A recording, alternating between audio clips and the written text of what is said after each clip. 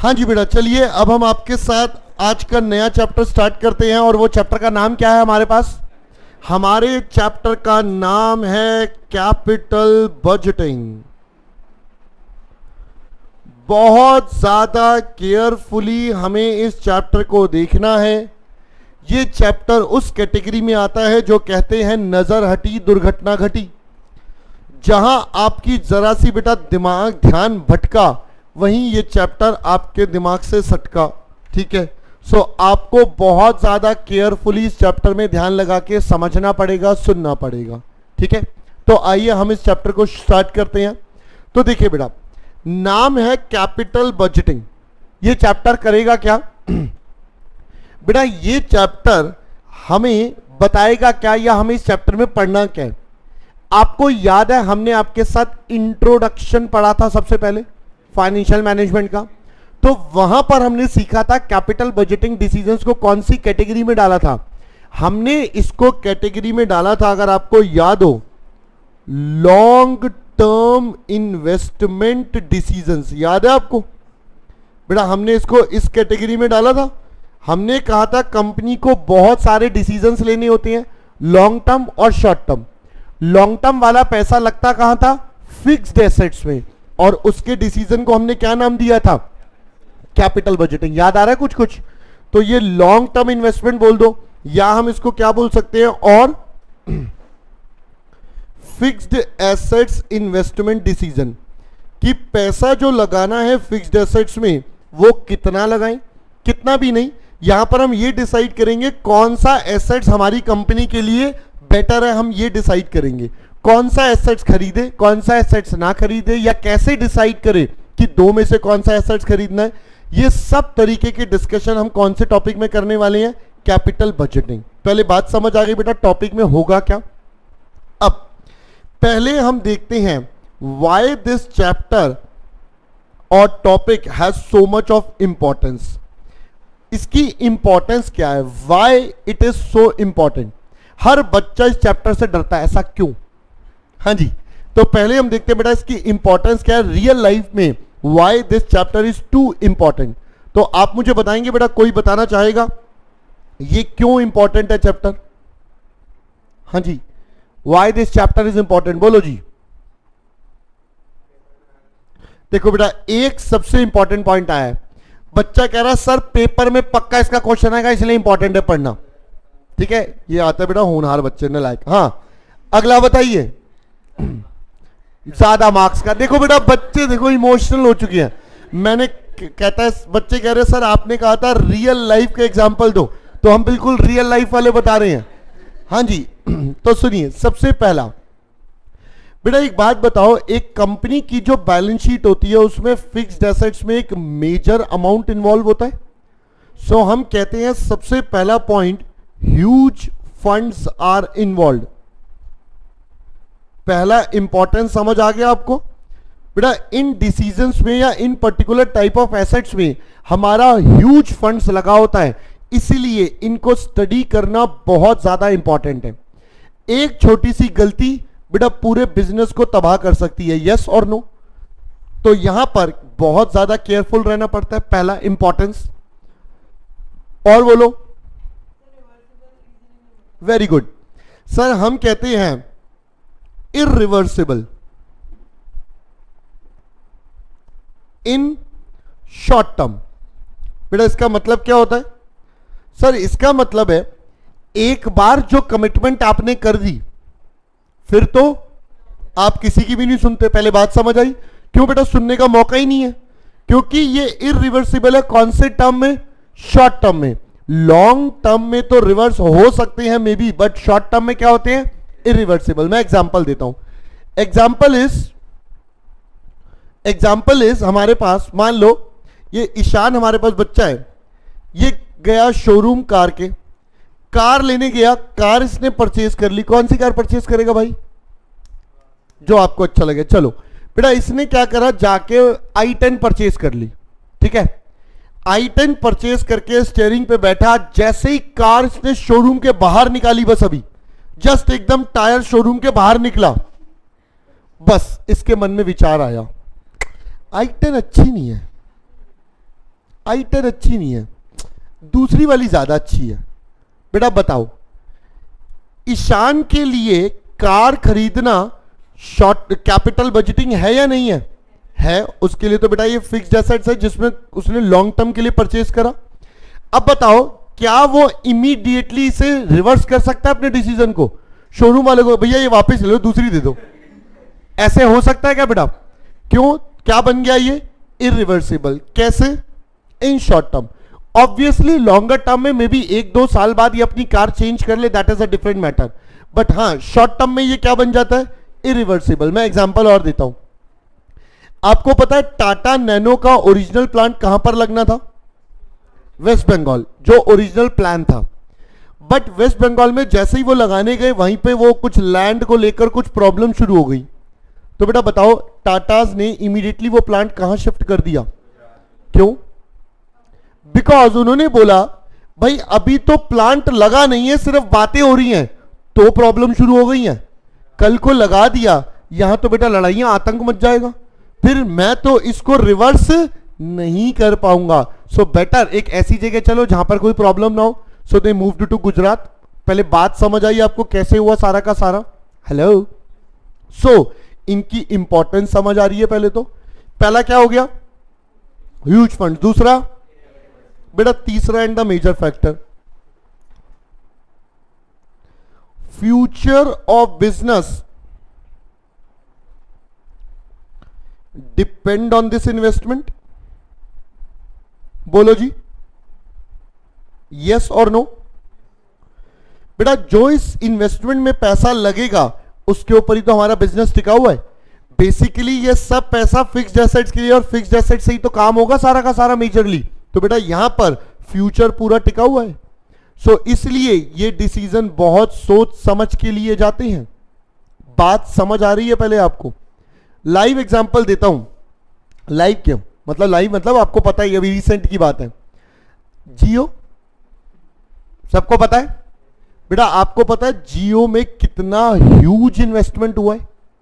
There is a huge investment which has been done in Jio, because telecom sector में major investment होता है fixed assets में। सो बेटा उन्होंने ह्यूज फंड्स लगाए हैं, सोच समझ के लगाए होंगे।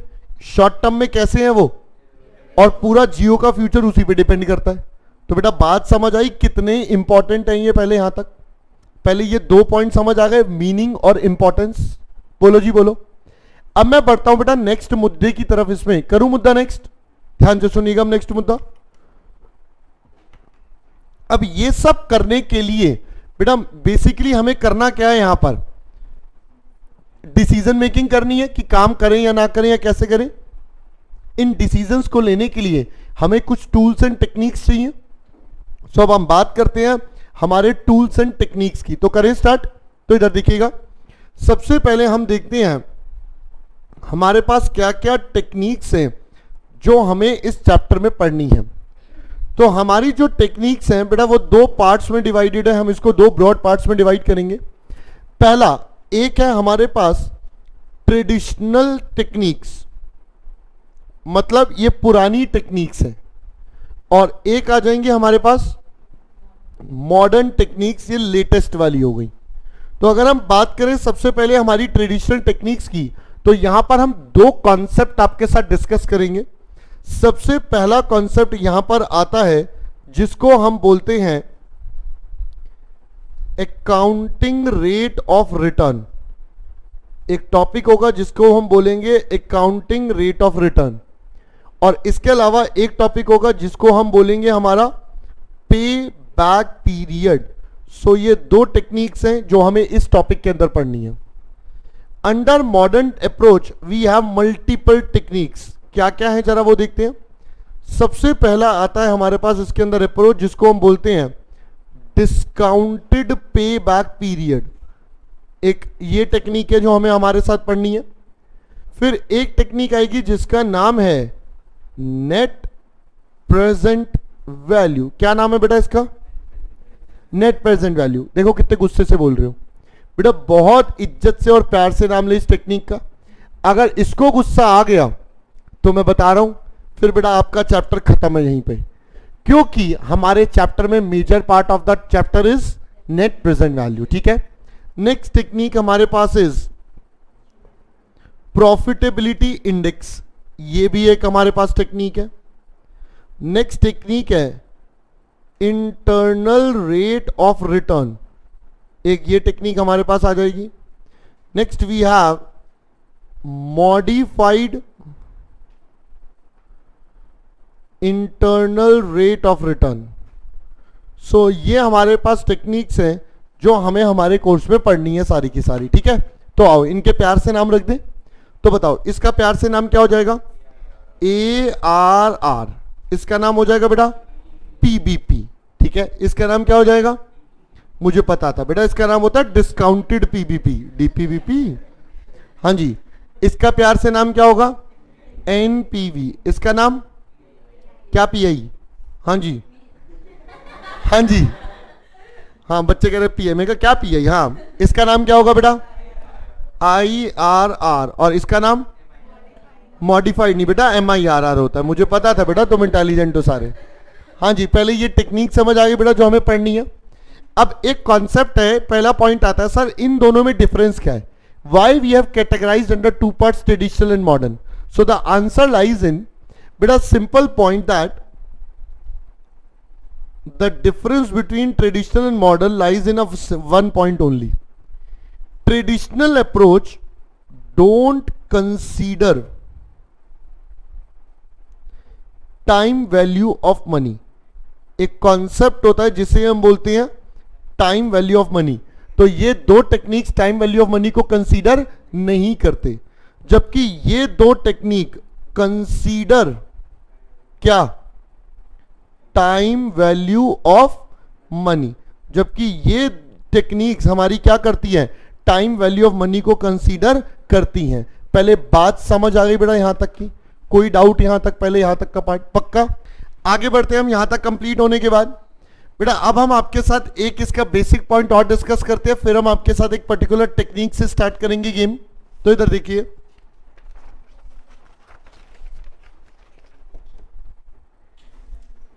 हाँ जी करवाऊं? चलिए इधर देखिएगा बेटा। सर हमारे पास ना, अब मैं आपको वापस बचपन में लेके चलता हूं बेटा, ठीक है। हमारे पास बहुत सारी इवेंट्स होती हैं। हम तीन तरीके की इवेंट्स को कंसीडर करते हैं। सबसे पहले एक होता है जिसे हम बोलते हैं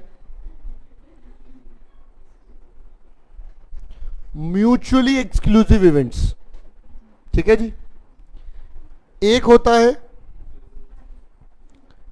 इंडिपेंडेंट इवेंट्स, और एक तीसरा क्या होता है? Complementary events. देखो जी, जैसे ही मैंने ये नाम लिखे यहां पर, कुछ बच्चे घबरा गए हैं, कह रहे ये तो सर मैथ्स पे पहुंच गए, प्रोबेबिलिटी पे पहुंच गए, है ना। एक दूसरे को पकड़ पकड़ के डर रहे हैं, यार पहले भी समझ नहीं आया था, ये तो फिर आ गया। आज तक तो समझ आया ही नहीं है क्या होते थे। हाँ जी, किसी को पता है बेटा ये क्या क्या होते हैं? कोई है होनहार? हाँ थोड़ा बहुत क्या पता है बेटा? थोड़ा बहुत बता, शाबाश। तो मतलब एग्जाम्पल क्या क्या? अच्छा अच्छा बेटा, होनहार देखो आप बच्चे हमारी क्लास के, एक से एक होनहार बच्चे हैं हमारी क्लास के। हाँ जी,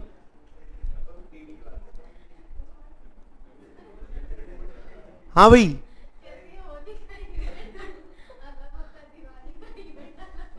हाँ तो वो तो है ही बेटा इवेंट, मुझे पता था।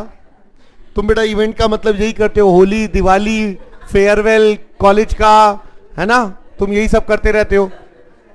हाँ जी, चलिए सुनिए बेटा, अब आज मैं आपको ये समझा देता हूं, इसके बाद आपको कभी इसमें दिक्कत आनी नहीं चाहिए, मैं ऐसा मान के चल रहा हूं, ठीक है। तब आप ध्यान से सुन लेना। आज जो एग्जाम्पल्स दूंगा बेटा, उन एग्जाम्पल से आपको ये सारी चीजें क्लियर हो जाएंगी, उसके बाद कोई डाउट, कोई टेंशन बचनी नहीं चाहिए, ठीक है। तो समझाऊं?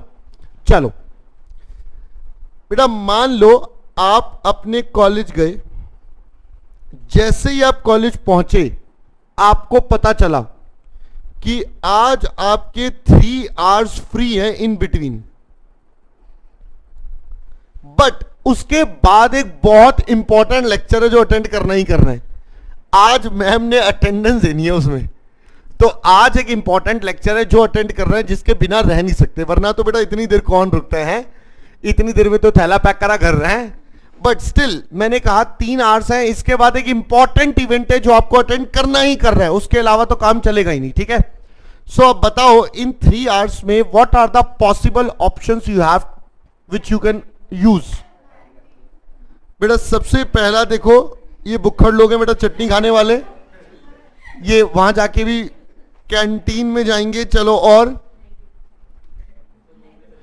देखो बेटा कुछ बच्चे ऐसे भी हैं जिन्हें यह भी पता है कि लाइब्रेरी भी हमारे कॉलेज में, बाकी बच्चों को तो पता ही नहीं होता लाइब्रेरी भी होती है हमारे यहाँ। हाँ, वो लाइब्रेरी के पास कार्ड उनके पास होता है, आज तक गए नहीं होते बेटा, वो दूर से मत्था टेक के निकल जाते हैं, मंदिर है ना वो, अरे लाइब्रेरी आई नमस्ते। हाँ चलो और घूमने चले जाएंगे। देखो बेटा हर बच्चा अपने अपने नेचर के प्रोडक्ट यहां पर डिस्प्ले कर रहा है। हाँ, घूमना फिरना मतलब तफरी कर लेंगे बेटा, और क्या, तुम तो यही करते हो बेटा। चलो तफरी करने चले गए, ठीक है। अब आप एक बात बताओ, क्या तीनों काम हो सकते हैं या तीनों में से कोई एक? चले नलायक हो तुम बेटा, तीनों में से कोई एक। अगर आप तफरी करने गए तो बेटा उसके बाद आप कुछ नहीं कर सकते, फिर आप घूमते फिरते ही रह जाते हो। है पढ़ ले इधर, 1 घंटे में आते हैं। चलो बेटा, अगर आप लाइब्रेरी में पढ़ने बैठे तो आप इतने ध्यान मग्न हो जाते हो कि आपके 3 घंटे कब हो गए पता ही नहीं चला। या अगर आप कैंटीन गए, अरे ये लो अब बात करो, लो 2 घंटे अब तुम, अब ठीक है, अब ले, अब करके दिखा तू सब कुछ, 15-15 मिनट भागता रही हो बस तू इधर। हाँ जी, तो बेटा 1 आवर में या तो कैंटीन में बैठ के गप्पे मार सकते हैं, या हम लाइब्रेरी जा सकते हैं, या हम तफरी करने मस्ती मारने जा सकते हैं, यस और नो। बट तीनों में से कोई एक ही ऑप्शन होगा। आपने जो भी ऑप्शन सिलेक्ट करा तो बेटा उसके कंपैरिजन में बाकी ऑप्शंस ऑटोमेटिकली क्या हो जाएंगे, रिजेक्ट हो जाएंगे। पहले फंडा समझ आ गया आपको? तो ये कौन सी इवेंट बन गई? Mutually exclusive event. These are the events where acceptance of any one event implies automatic rejection of the remaining events। पहले बात समझ आ गया आपको? अच्छा, दूसरा केस लेते हैं। कौन सा केस है बेटा अब ये? फिर से आप चले गए कॉलेज, किस्मत इतनी अच्छी है, जैसे ही आप कॉलेज पहुंचे, अभी आपने कॉलेज के दरवाजे के बाहर ही खड़े, एंटर भी नहीं करा बेटा, आपके सिक्योरिटी गार्ड ने गेट क्लोज कर दिया। उसने बोला आज स्ट्राइक है, आज कॉलेज नहीं खुलेगा, क्योंकि आज क्या है? स्ट्राइक है। बेटा अब आप बताओ आप क्या कर सकते हो? आज कॉलेज ऑफ हो गया, स्ट्राइक हो गई है, कुछ भी एनी रीजन, तो अब बताओ बेटा आज क्या क्या ऑप्शंस हैं आपके पास? पहले सबसे इंपॉर्टेंट ऑप्शन, घर जाके सो जाएं वापस जाके, बड़ी मेहनत से जद्दोजहद से उठ के आए थे। हाँ जी, दूसरा ऑप्शन बोलो बेटा, समझ आ रहा है बेटा? दूसरा ऑप्शन, दोस्तों को फोन करा, चलो आओ फिर से आज हम चलते हैं। बेटा बात समझ आई? आज वैसे लाइब्रेरी क्लोज है, बट मान लेते हैं हम लाइब्रेरी का ऑप्शन है। लाइब्रेरी का मतलब ये समझ लो पढ़ाई करेंगे, यू कैन से। हाँ जी, वैसे होगा नहीं बट स्टिल लेट्स कंसीडर। चौथा ऑप्शन, लड़ाई करेंगे। बेटा ये एक नया बच्चा आया है, पहला ऑप्शन लेके कह रहा है हम तो लड़ाई करेंगे। बेटा रोड पे खड़े हो जाएंगे, जो आएगा उसके है अजीबो गरीब। बेटा आज ही आप जाएं, एक बार अपना मेंटल एटीट्यूड टेस्ट करवाएं, मेरे को वहां पर कुछ झोल लग रहा है। हाँ जी, तो घर जाएंगे, तफरी करेंगे, लाइब्रेरी जाएंगे, या अबे कुछ नहीं करेंगे। चलो हाँ, 3 ही ऑप्शन है। बेटा बताओ क्या तीनों कर सकते हैं या कोई एक? तीनों कर सकते हैं। क्या जरूरी है तीनों करेंगे या कोई 2 भी कर सकते हैं? कोई एक भी कर सकते हैं, 2 भी कर सकते हैं, तीनों भी कर सकते हैं, यस और नो? एक करा तो क्या बाकी 2 स्टैंड रिजेक्टेड? नो सर, एक करा है, हो सकता है बाकी भी दो कर ले, हो सकता है ना भी करें। सो यहां पर जैसा कि दोस्त ने बताया था, एक्सेप्टेंस और rejection of any one event does not affect the decision regarding the remaining events. पहले बात समझ आई बेटा आपको? यहां पर एक एक्सेप्ट करते ही बाकी क्या हो रही थी? रिजेक्ट। यहां पर एक एक्सेप्ट करने से बाकी के ऊपर डिसीजन चेंज नहीं होगा। पहले ये पॉइंट भी समझ आ गया। अब कौन सा केस ले रहे हैं हम? कॉम्प्लीमेंट्री। जरा इस पे देखते हैं बेटा, कॉम्प्लीमेंट्री इवेंट्स क्या होते हैं। वैसे तो ये इवेंट्स हमारे कोर्स में आएंगे नहीं क्वेश्चन में, बट स्टिल हम समझ लेते हैं। बेटा आप देखो, जैसे ही आप गए कैंटीन, तो क्या वहां पर आप खाली बैठोगे? बेटा आपको चरने के लिए कुछ ना कुछ तो चाहिए, है ना? साथ में मुंह चलाने के लिए, है ना, मंचिंग के लिए कुछ ना कुछ तो चाहिए। देखो बेटा, हमारे बीच कुछ होनहार बच्चे हैं, ये क्या करते हैं, कैंटीन में जाएंगे, भैया एक समोसा देना, एक समोसा लेंगे और साथ में एक सॉस की बोतल ले लेंगे, और वो समोसे के साथ पूरी बोतल खा जाते हैं, है ना? तो कैंटीन में जाएंगे तो बताइए क्या होगा? तो बेटा यहां पर कुछ एक्सपेंसेस भी होंगे साथ साथ, समोसा एक्सपेंसेस, ठीक है? या आप तफरी करने निकलेंगे तो बताइए फिर क्या खर्चा होगा?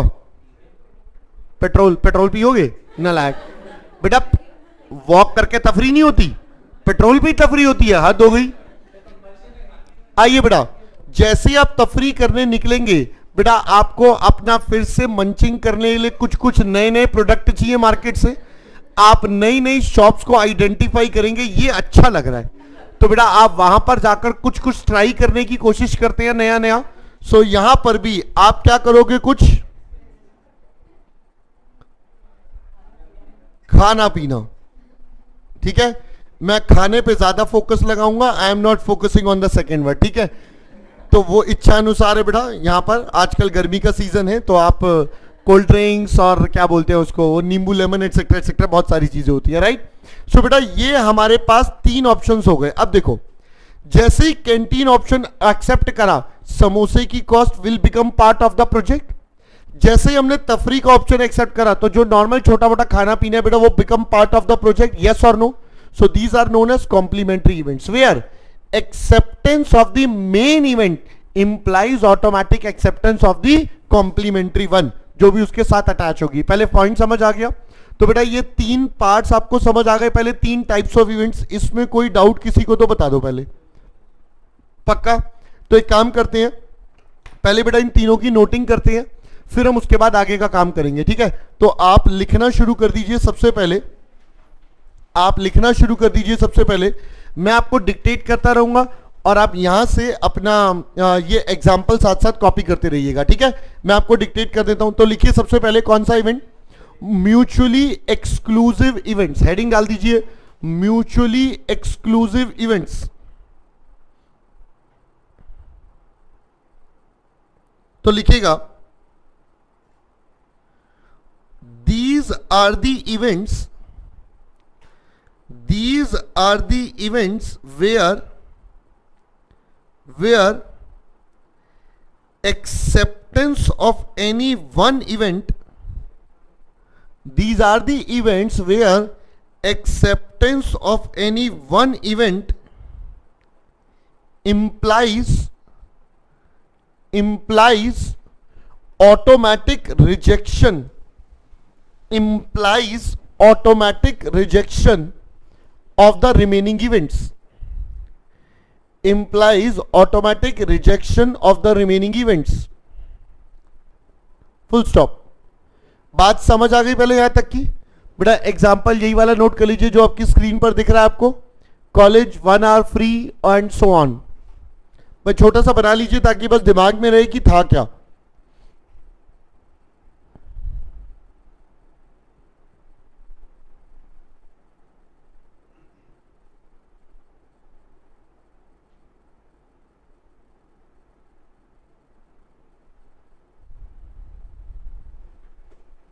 हो गया बेटा यहां तक?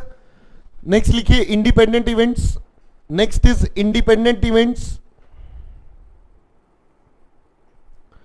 इसमें लिखिए these are the events, these are the events where acceptance or rejection of any one event, where acceptance or rejection of any one event does not affect the decision regarding the remaining events, I hope पहले ये बात समझ आ गई बेटा सबको। आप noting कर लीजिए बेटा, आपकी बार कॉलेज स्ट्राइक हो गई, सो क्या क्या ऑप्शंस हैं आपके पास।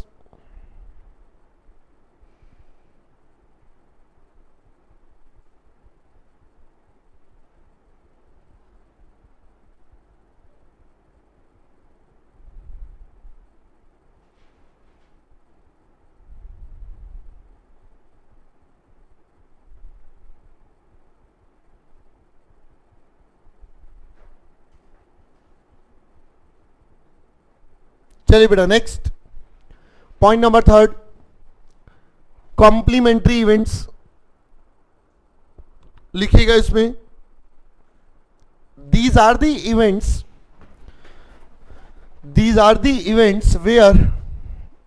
where acceptance of the main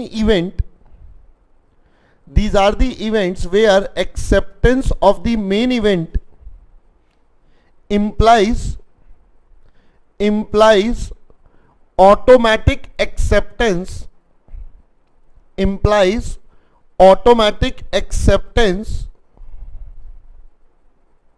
of its complementary event।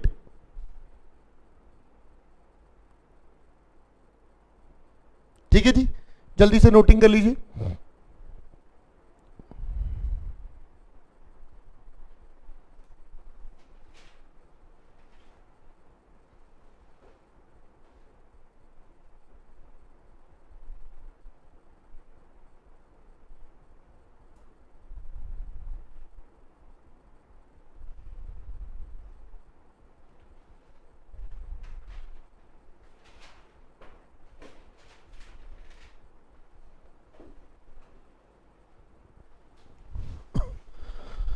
हाँ जी बेटा, यहां तक डन सबका पहले। चलिए अब हम बढ़ते हैं बेटा आगे।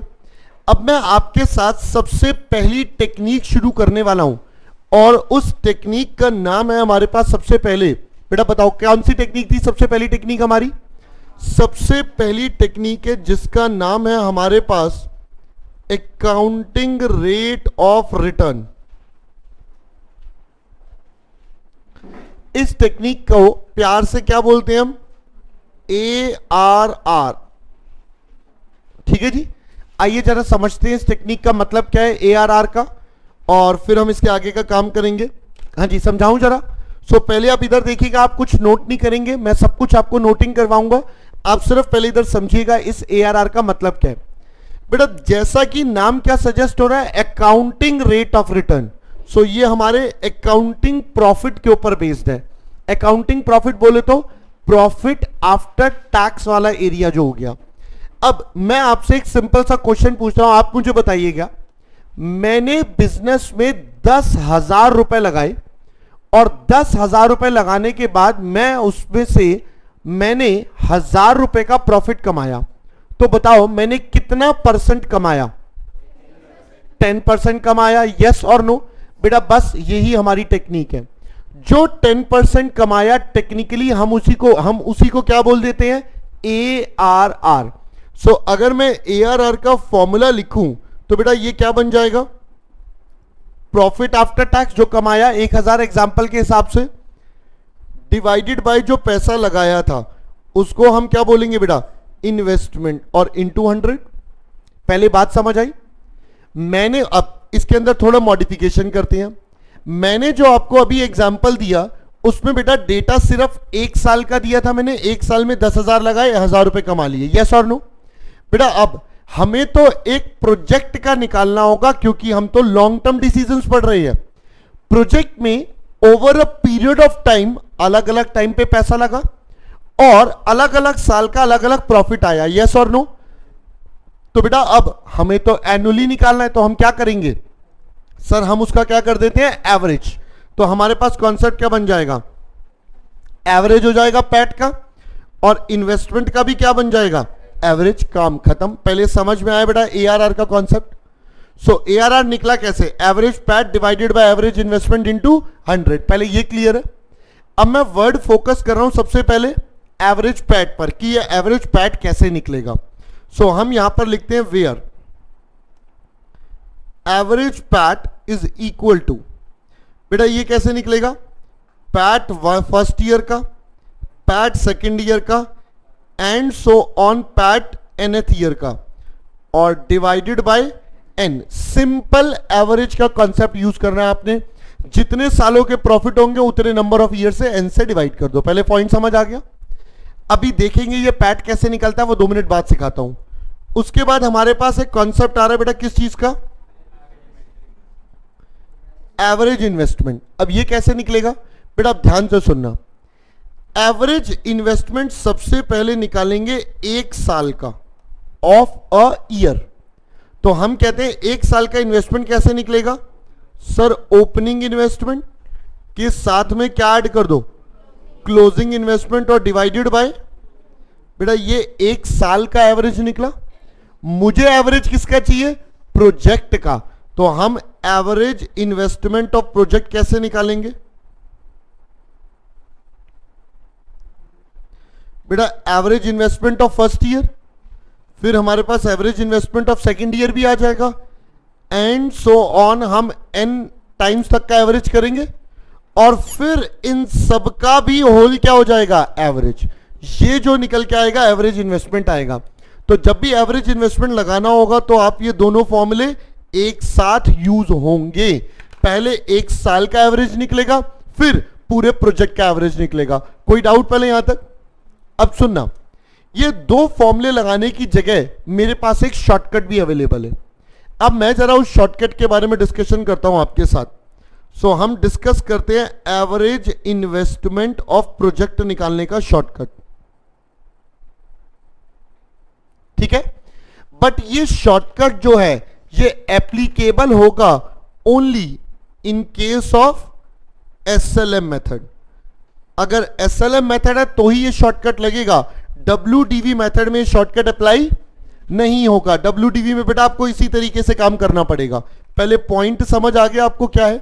तो आइए जरा हम देखते हैं बेटा एवरेज इन्वेस्टमेंट ऑफ प्रोजेक्ट कैसे निकलेगा। क्या आप तैयार है मेरे साथ? Hello, are you ready? चलो ध्यान से सुनना। अब ये एवरेज इन्वेस्टमेंट ऑफ प्रोजेक्ट कैसे निकलेगा, थोड़ा सा कंसर्न्ड मुद्दा है, समझाऊं। अब इधर देखिए बेटा, आप इधर प्रोजेक्टर वाली स्क्रीन पर आप नजर मार के रखिएगा। अब मैं आपको समझाता हूं। बेटा 2 मिनट के लिए सोचो, ये मेरे लिए मेरा एक एसेट्स है, ठीक है। ये कितने का एसेट्स है, कुछ भी ले लो, लेट से 100 रुपए का एसेट्स है, ठीक है।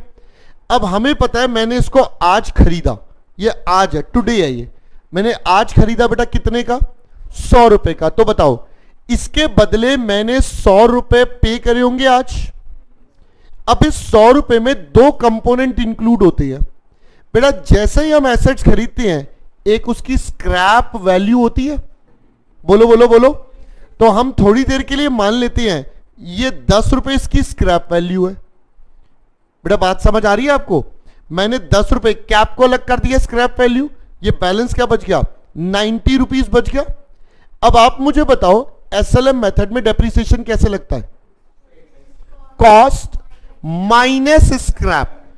कॉस्ट 100 थी, ये देखो बेटा कॉस्ट 100 थी, स्क्रैप हटा दिया, स्क्रैप हटा के बचा क्या, डेप्रिशिएबल वैल्यू बच गई। तो बेटा depreciable value divided by life, let's say ये 5 साल का है तो 90 रुपीज बची है, इसको 5 सालों में अमोर्टाइज करना है। 1 साल का डेप्रिसिएशन कितना आता है बेटा, 18 रुपीज।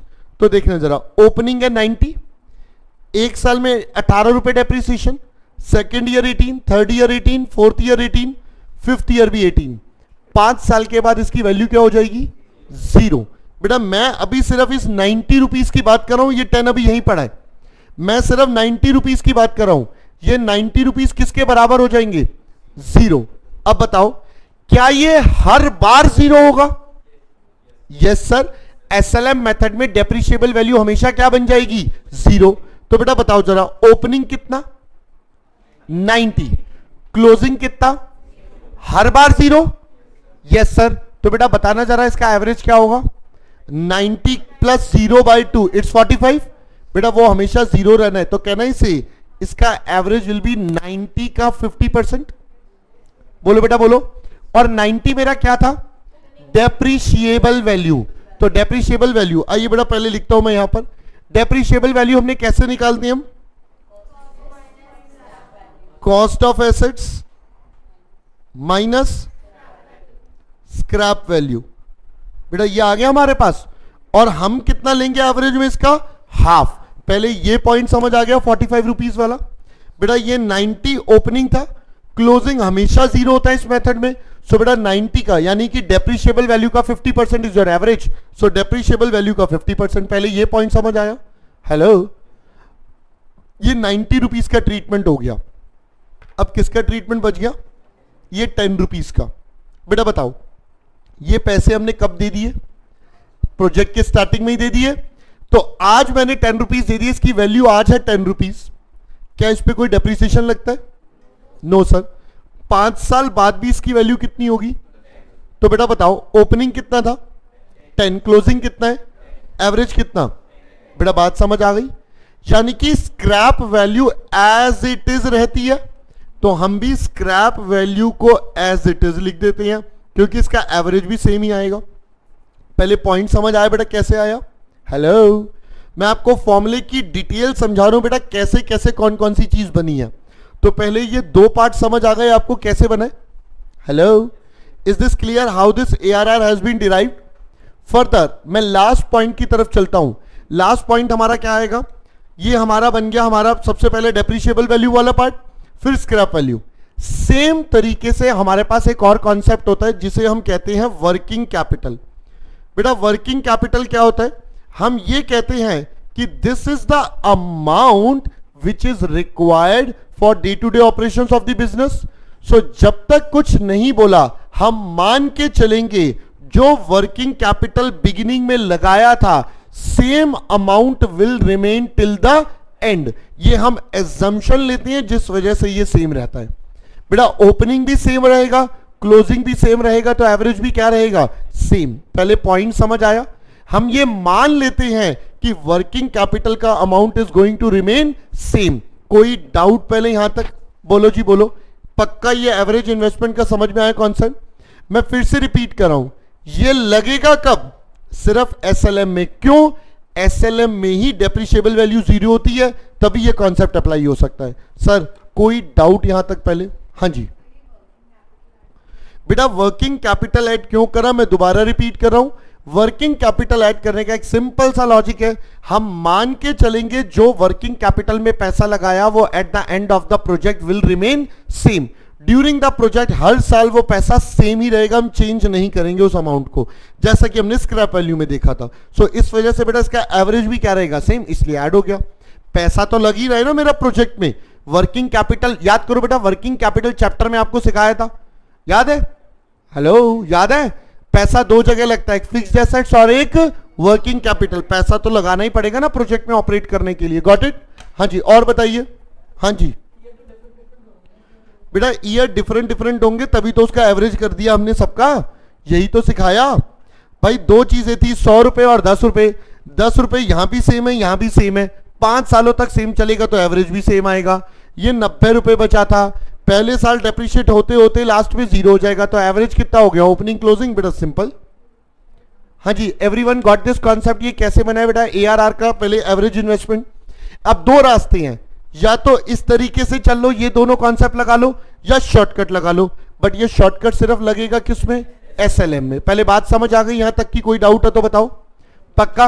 अब पहले आप ये नोट कर लो, फिर मैं आपको बताता हूं इसमें ये पैट कैसे निकाला जाता है। थोड़ा सा इस पे कॉन्सेंट्रेट करेंगे, तो आप पहले यहां तक का पार्ट नोटिंग कर लीजिए फटाफट से, जल्दी से ये पार्ट नोटिंग कर लीजिए।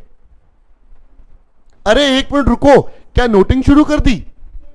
बेटा श्रद्धांजलि के वर्ड तो लिखे ही नहीं इसे। आइए इसको इंग्लिश में 2 शब्द की श्रद्धांजलि देते हैं। बेटा लिखिए, हेडिंग डालिए पहले, अकाउंटिंग रेट ऑफ रिटर्न। डाल दिया आपने हेडिंग? लिखिए बेटा, it is the average rate of profit, it is the average rate of return,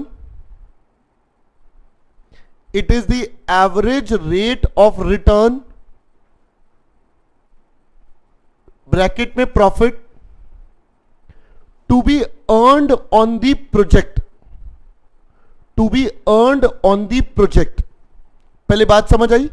on an average हम प्रोजेक्ट पे कितना प्रॉफिट कमाने वाले हैं, ये वो पॉइंट बताएगा। Got it? आगे बढ़ जाए थोड़ा सा। डन बेटा यहां तक?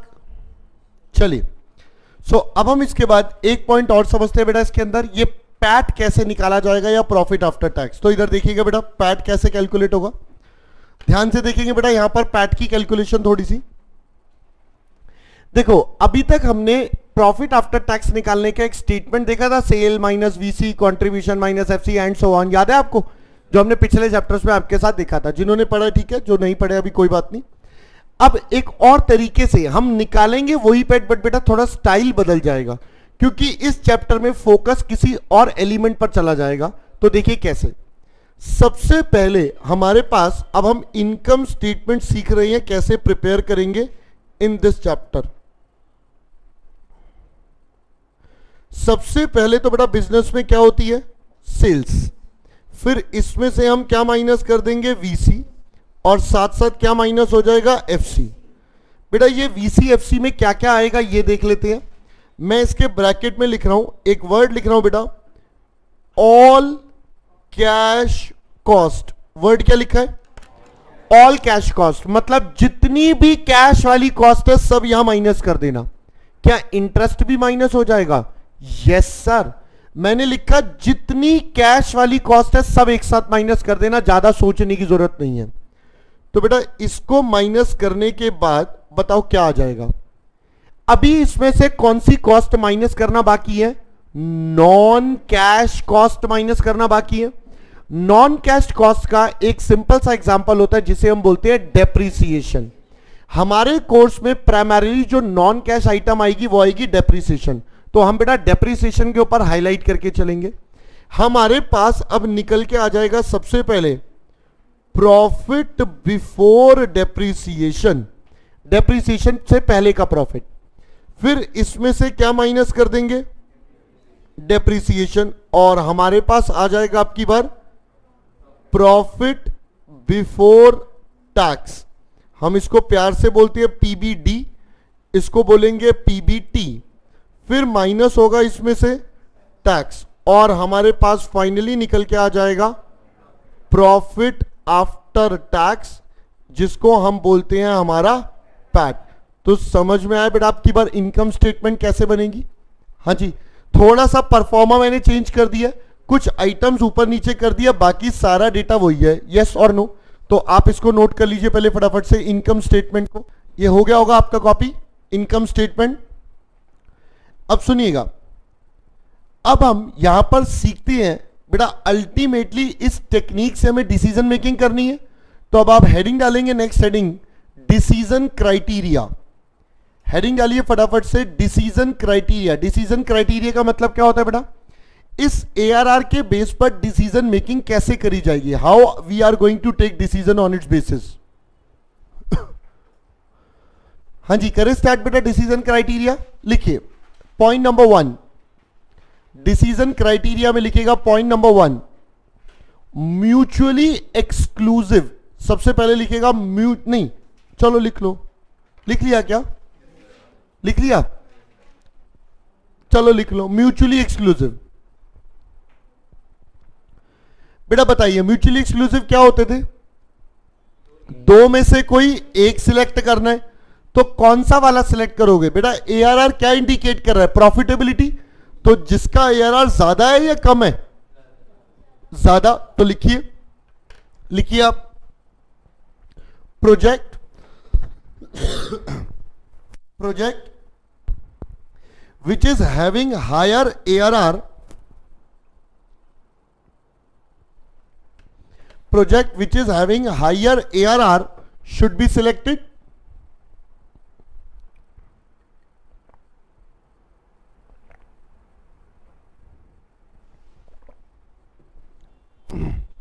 हाँ जी, project which is having highest ARR should be selected.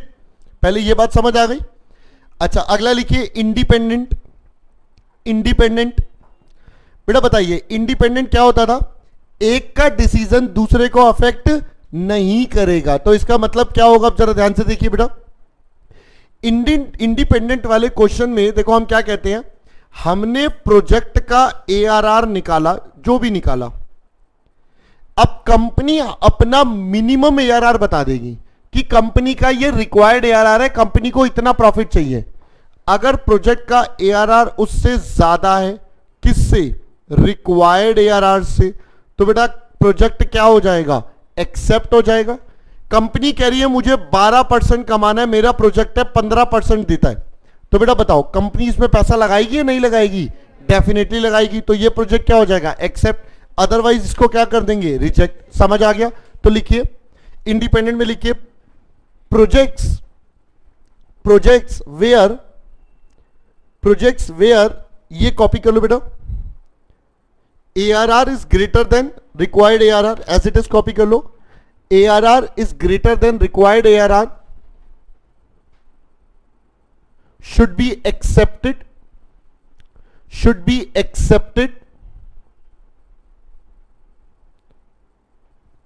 ठीक है बेटा?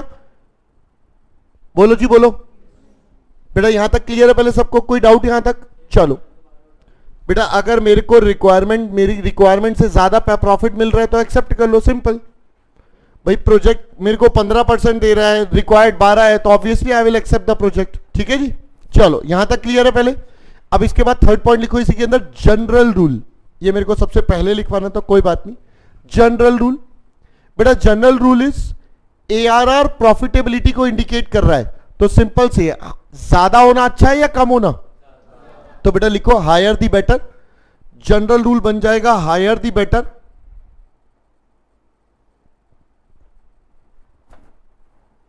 ठीक है, अब हम आ रहे हैं आपके साथ क्वेश्चन नंबर 1 की तरफ। Let us start with question number 1। करें स्टार्ट? तो इधर देखिएगा, Champu limited provides you the following information. Purchase price आपको दे रखा है, इंस्टॉलेशन चार्जेस आपको गिवन है, एस्टिमेटेड साल्वेज वैल्यू गिवन है 40,000 की। बेटा लिखा तो है 9.1 पेज नंबर, सब कुछ यहां पर है, स्क्रीन पर ही देख ले। मेहनत कर रहा है तो बेटा इतनी, इधर देखो स्क्रीन पर। एस्टिमेटेड साल्वेज वैल्यू गिवन है, यूजफुल लाइफ गिवन है, working capital required, annual earnings before depreciation and, बेटा क्या बन गया ये? सर ये हमें प्रॉफिट बिफोर डेप्रिसिएशन दे दिया, पीबीडी। टैक्स का रेट गिवन है, calculate ARR if the method of depreciation is एक बार एसएलएम और एक बार 20% के हिसाब से। तो बेटा क्वेश्चन शुरू करें, तो पहले हम एसएलएम वाला करते हैं, फिर डब्ल्यूडीवी पे चलते हैं। अब आप मुझे बताओ बेटा, अंडर एसएलएम मेथड डेप्रिसिएशन हर साल सेम रहता है या अलग अलग होता है? सेम रहता है। तो इधर देखिए हम करते हैं ए पार्ट। अब सबसे पहले तो एवरेज पैट निकालना होगा, तो अब ध्यान से सुनिए। सिंस डेटा हर साल सेम है तो सीधा लिख दे 1 to 5 ईयर्स, एक साथ ही कंबाइन टुगेदर हो जाएगा हमारे पास। आप बताइए, प्रॉफिट बिफोर डेप्रिसिएशन गिवन था कितना? 65,000। इसमें से क्या माइनस कर दे? कितना है? आइए जरा कैलकुलेट करते हैं। बेटा परचेज प्राइस था 80,000 का, इसमें इंस्टॉलेशन जुड़ जाएगा 20, तो कॉस्ट हो गई 1 लाख की। इसमें से स्क्रैप माइनस कर दो, तो ये डेप्रिशिएबल वैल्यू, और कितने साल में डेप्रिशिएट, ये आता है समझ में पहले सबको? तो बेटा एवरी ईयर डेप्रिसिएशन 15, तो बच गया प्रॉफिट बिफोर टैक्स 50,000। इस पे लगेगा tax at the rate of 30%, तो 15,000। तो बेटा हमारे पास क्या बच गया? पैट कितना? बेटा बताओ, पांचों साल का पैट कैसा है? सेम। तो एवरेज पैट भी किसके बराबर होगा? सेम 35 के बराबर। लिखना है तो 35 5 बार लिखो, फिर डिवाइड बाय 5 करो। अल्टीमेटली बेटा आंसर क्या रहना है? सेम। आई होप पहले बात समझ आ गई। अदरवाइज आप 5 बार 35 प्लस करो, डिवाइड बाय 5 करो, आंसर फिर भी क्या रहना है बेटा? सेम ही रहना है। कोई डाउट यहां तक? चलो एवरेज पैट निकाल लिया, अब किसकी बारी? एवरेज इन्वेस्टमेंट निकालने की बारी। बेटा शॉर्टकट लगा दें यहां पर, तो देखो कैसे था shortcut. Sir half of depreciable value, so half of depreciable value 80 था प्लस 20। बेटा इसमें से स्क्रैप का बेनिफिट, तो ये डेप्रीशिएबल वैल्यू का हाफ हो गया। स्क्रैप एज इट इज, क्योंकि ओपनिंग क्लोजिंग रिमेन्स सेम, और साथ साथ वर्किंग कैपिटल भी गिवन है, तो बेटा वो भी एज इट इज, तो ये आ जाएगा हमारे पास। तो करो, 80,000 is the net amount. So क्या अब हम ARR निकाल सकते हैं? It's average PAT divided by average investment. So ये क्या हो जाएगा? 35,000 डिवाइडेड बाय 80,000 इंटू 100। करिए बेटा कितना? सर पहले ये पार्ट समझ आ गया सबको कैसे हुआ? Any doubt till this stage? पक्का? तो आप ए पार्ट पहले इसका नोट डाउन कर लीजिए, फिर हम इसके बी पार्ट की तरफ मूव ऑन करते हैं। ए पार्ट कॉपी करिए पहले।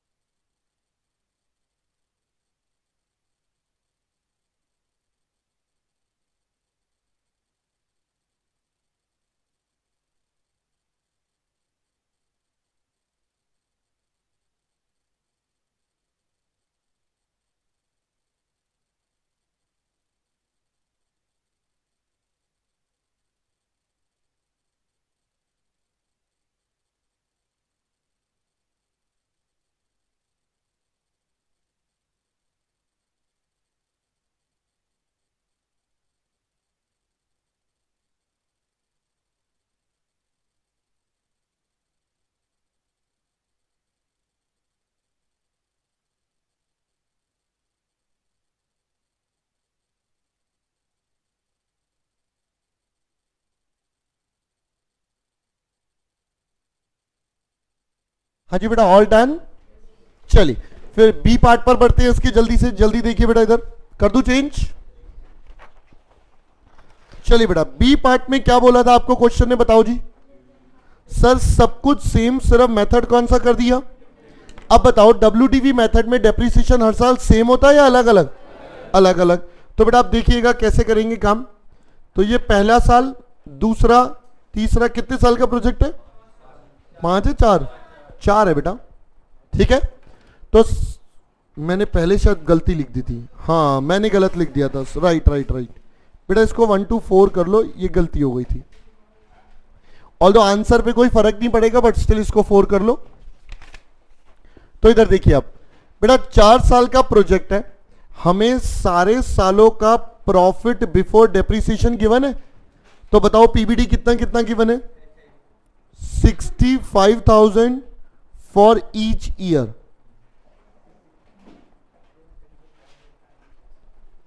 कोई डाउट यहां तक? जस्ट वेट, मैं कैलकुलेटर लेके आता हूं, फिर आपको कुछ समझाता हूं।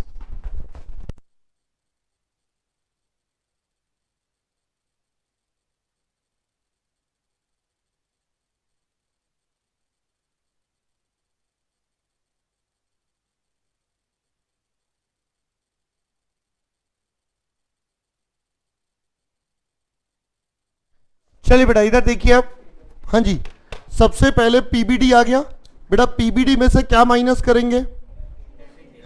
अब आपको WDV मेथड आता है कैलकुलेटर में निकालना। चलिए, जिनको नहीं आता वो इधर देखिए, जिनको आता है बहुत अच्छी बात है। इधर देखिए बेटा, कैलकुलेटर पे कैसे निकालेंगे। सबसे पहले बताइए कॉस्ट ऑफ एसेट्स कितना है? 1 लाख, 80,000 कॉस्ट था, 20,000 का परचेज करा था, सो 1 लाख लिखा सबसे पहले। WDV मेथड में जो परसेंटेज होती है वो कॉस्ट पर लगती है, उसमें स्क्रैप माइनस नहीं होता, तो 1 लाख हो गया। डेप्रिसिएशन का रेट है 20%, तो मल्टीप्लाई करा 20 और परसेंट, कितना आता है? तो बेटा पहले साल का डेप्रिसिएशन हमने लिख दिया 20,000, ठीक है, ये मेरे कैलकुलेटर पे अभी भी 20 लिखा हुआ है।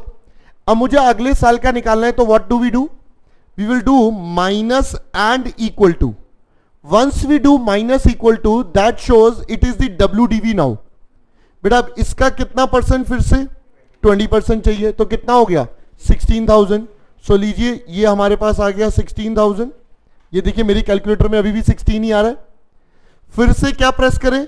Minus equal to, you again get back to the WDV, फिर से इसका 20% कर लो बेटा 12,800, सो ये आ गया 12,800। पहले बात समझ आई? हेलो बेटा फिर से क्या करें? माइनस इक्वल टू इंटू 20%, कितना हो गया? 10 to 40। तो लीजिए बेटा यहां पर आ गया 10 to 40। पहले ये बात समझ आ गई आपको, डेप्रिसिएशन कैसे निकला शॉर्टकट? हेलो, चलिए इसका एक और तरीका भी होता है अगर आप करना चाहो तो। लीजिए 1 लाख इंटू 20%, अब डेप्रिसिएशन कितना था? तो बची हुई वैल्यू 80%, सो लीजिए मल्टीप्लाई 0.8, 16,000 अगले साल का आ गया, फिर मल्टीप्लाई 0.8, ये अगले साल का आ गया, फिर मल्टीप्लाई 0.8, ये अगले साल का आ गया। ठीक है, ऐसे भी कर सकते हो, दोनों तरीके आपके पास है, जैसे मर्जी कर लो। मैं फर्स्ट वाला प्रेफर करूंगा आपसे, क्योंकि उसके साथ साथ हमें कुछ और चीजें भी जरूरत पड़ेंगी आगे चल के। पहले ये बात समझ आ गई बेटा, पीबीडी और डेप्रिसिएशन। अब आप बताइए जैसे ये माइनस हो जाएगा क्या निकल के आ जाएगा? Profit before tax. करो जरा, 45, 49, 52, 200, 54,760। अब इसमें से क्या माइनस करना है, और वो भी कितने परसेंट? और हमारे पास क्या निकल आएगा फाइनली? पहले बेटा पॉइंट समझ आया? अब आप देखिए इसको करने का शॉर्टकट क्या है। अब देखो मुझे बार बार क्या निकालना है, अगेन एंड अगेन 30% निकालना है सबका। तो हम क्या करेंगे, देखो इसको निकालने का तरीका, सबसे पहले कैलकुलेटर पे 30% लिख लो। 30% कैन आई से इट्स 0.3, सो ये हमारा 30% हो गया। 30%, अब पहला वाला नंबर क्या है हमारा? तो 0.3 लिखा हुआ है, इसको मैं किससे मल्टीप्लाई कर लूं? 45,000 से। सो कितना आता है ये? 13,500। तो बेटा यहां पर आ गया सबसे पहले 13,500। समझ में आया पहले आपको? अब अभी तक वही दिख रहा है आपको। अगला नंबर क्या है? तो बेटा मैं क्या करूं, अब बस सिंपली प्रेस करो 49,000 और इक्वल टू, सो आपके पास आ गया 14,700। So this becomes your next answer. अगला नंबर क्या दिख रहा है? तो बिना कोई की प्रेस करे बस आपको नंबर प्रेस करना है और इक्वल टू, तो बेटा ये आता है 15,660।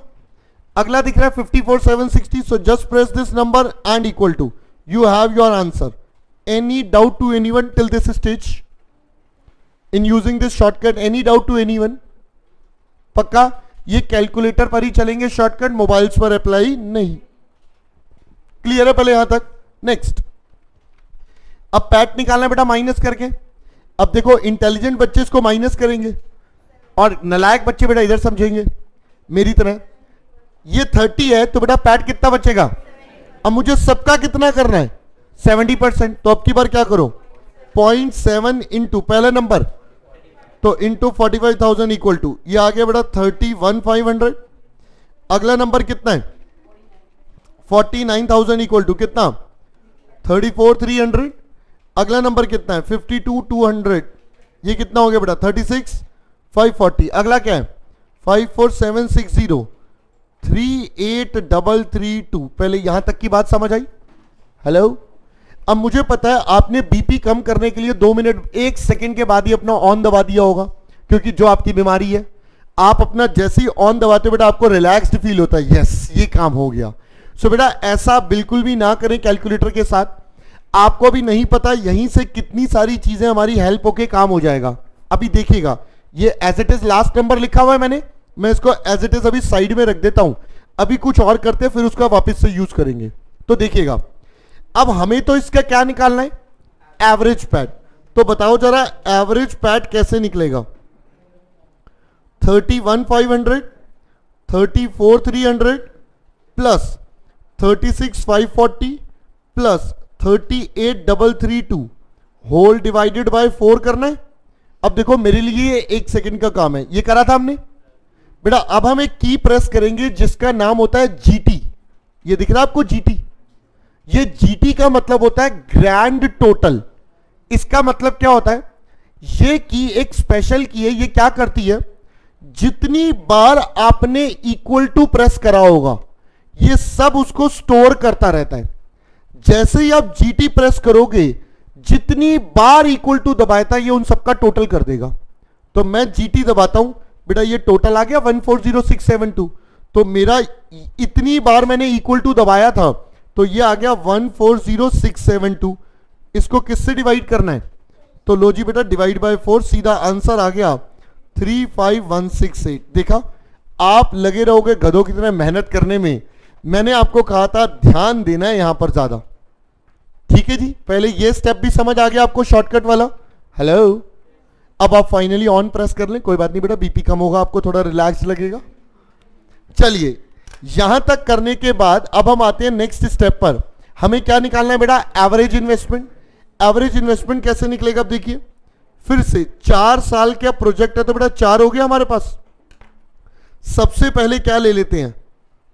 Opening investment. अब ओपनिंग में क्या क्या आएगा बेटा? एक तो कॉस्ट ऑफ एसेट्स है और साथ साथ हमने क्या लगाया? Working capital. पैसा तो दोनों जगह लगा। तो बेटा ये टोटल पैसा लगा 1,10,000, 80,000 प्लस 20,000 प्लस 10,000। मैं यहां लिख भी देता हूं इसकी calculation, 80,000 plus 20 plus 10। So this is your total investment of 1,10,000। बेटा अब इसमें से कुछ हर साल क्या लगेगा? डेप्रीसिएशन, क्योंकि है तो ये अल्टीमेटली एसेट्स ही। और हमारे पास क्या निकल के आ जाएगा? Closing investment. पहले ये पॉइंट समझ आया आपको? फिर आप इसका क्या निकाल सकते हो? Average investment of year. वो कैसे निकलेगा? Opening plus closing divided by 2 करके निकल जाएगा आपके पास। तो ये हमारे पास एवरेज इन्वेस्टमेंट आ जाएगा बेटा चारों सालों का। फिर क्या निकलेगा? Average investment of project. अब हम प्रोजेक्ट का एवरेज निकालेंगे। कैसे बेटा? जो 4 आएंगे उनको लिखकर डिवाइड बाय 4। सो ये हमारा एवरेज इन्वेस्टमेंट ऑफ प्रोजेक्ट आ जाएगा। अब एवरेज पैट पता है, एवरेज इन्वेस्टमेंट पता है, तो हम क्या निकाल सकते हैं? ARR। तो आपने देखा SLM में ये सब काम शॉर्टकट में हो गया था, यहां पर लॉन्ग में हुआ। यस और नो? तो चलिए आइए आप बताइए डेप्रीसिएशन। ऊपर से बेटा कॉपी कर लेते हैं। 20,000 है, 16,000 है, 12,800 एंड 10,240। कोई डाउट यहां तक? सो आप बताइए ये कितना बचेगा? 90। अब ये क्लोजिंग अगली बार का क्या बन जाना है? ओपनिंग बन जाना है बेटा। यही क्लोजिंग अगली बार का ओपनिंग। ऐसे ही यहां पर भी इसके क्लोजिंग ओपनिंग बनते जाएंगे। सो करिए कितना आता है? 74। सो बेटा ये 74 ओपनिंग। तो करिए जरा कितना आता है ये? तो बेटा यहां पर आ जाएगा 61,200। नेट बताओ। ठीक है जी। अब आप इनके क्या एवरेज निकाल सकते हो बेटा? ओपनिंग प्लस क्लोजिंग बाय 2 करके। तो करिए, ये तो आ जाएगा 1 लाख। ये करो 90 प्लस 74 82। ये करो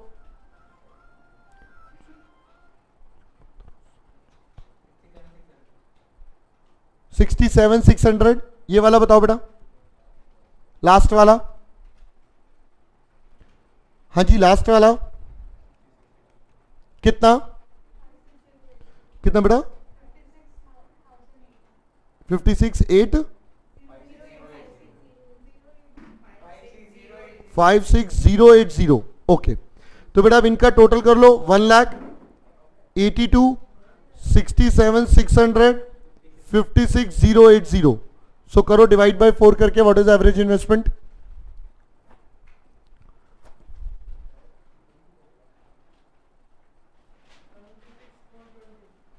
$76।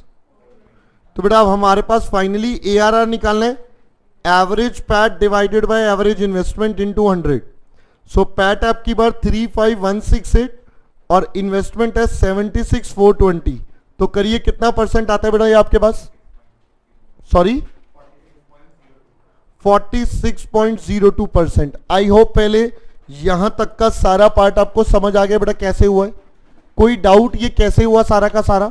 पक्का? कैलकुलेटर के शॉर्टकट्स भी समझ आए हैं बेटा? कैलकुलेटर के शॉर्टकट्स के लिए आप कॉपी कर लीजिए, मेरी बात सुनते रहिएगा, बस बी पार्ट से करना है ना, आप कॉपी कर लीजिए। कैलकुलेटर के शॉर्टकट्स के लिए बस मैं आपको एक ही सजेशन दूंगा, जो जो कैलकुलेटर के शॉर्टकट में आपको सिखाता जाऊं आप उसको अपनी रूटीन कैलकुलेशंस में उसको अडॉप्ट करते जाओ।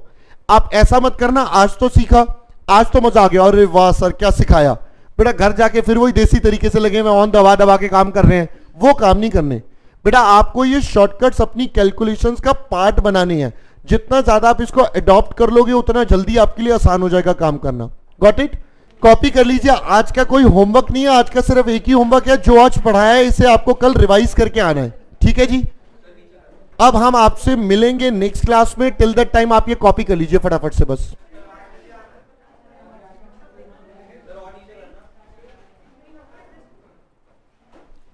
अच्छा बच्चे समझदार हैं, उन्होंने साथ साथ चिपका लिया था। चलिए ठीक है, फिर आप कंप्लीट कर लीजिए जिसका जो बचा हुआ है। हम आपसे मिलेंगे नेक्स्ट क्लास में, टिल देन बाय बाय।